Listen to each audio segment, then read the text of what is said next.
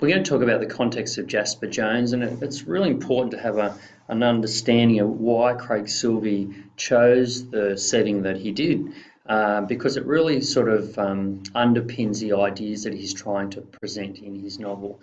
So the novel is set in Corrigan in Western Australia, and that's a small country town, and I'd imagine it to be quite small. It might have a population less than 1,000.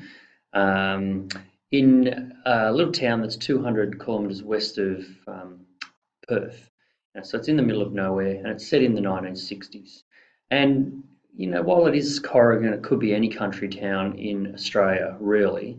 And one of the main sort of ideas when you think about the country towns of the 1960s in that era was that they were happy places and quite thriving and really places where people were polite and society was generally good.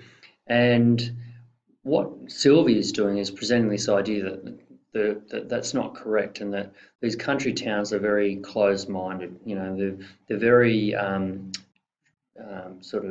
judgmental. Everybody knows everybody's business, and he's really exploring this idea that they were very Anglo, white dominated and male dominated. So that patriarchal and sort of view that those in power were white older males, and so that's the dominant sort of narrative. And so in the local town, in the council, the mayor would generally be male, and it is in this case, and all the businesses and people with authority, like the police, were sort of middle-aged white men.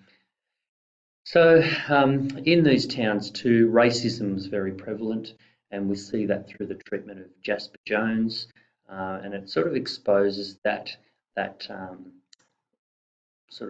part of our history that is sort of brushed under the carpet. That you can go to a lot of country towns in New South Wales, and there will be a history of racism, and it might be entrenched. The conflict between the townsfolk and the Aboriginal population, and a lot of the time, what had happened historically was that the Aboriginals were placed on reserves, or they'd be living on the fringes of the town, forced to live on the fringes of the town, and physically separated from the town itself. And and so Aboriginals were treated poorly and really viewed as the underclass. And we see that in Jasper's situation, that whenever there's something that's gone wrong, he's immediately blamed for it.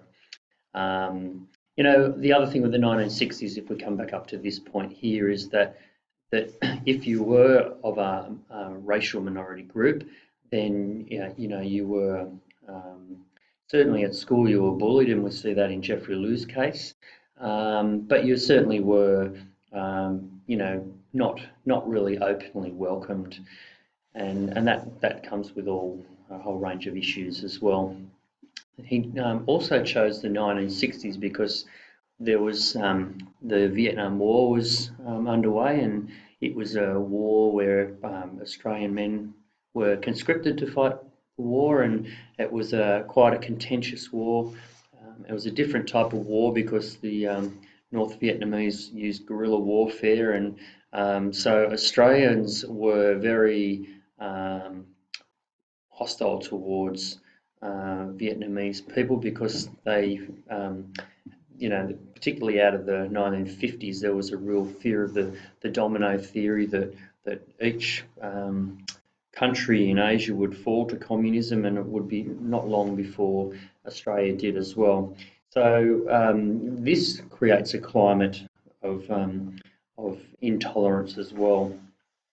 Okay, and so we see that with Jeffrey and his family. Alcoholism was very prevalent in towns, and it was mixed with sport as well. That culture, the drinking culture, went hand in hand with sport, and it was sort of celebrated.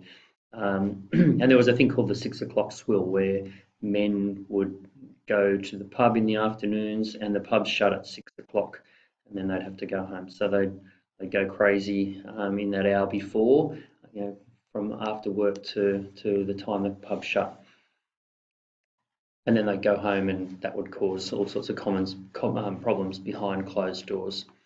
Sport was very integral to small town life, and on page 8, the quote, Corrigan is a town whose social currency is sport.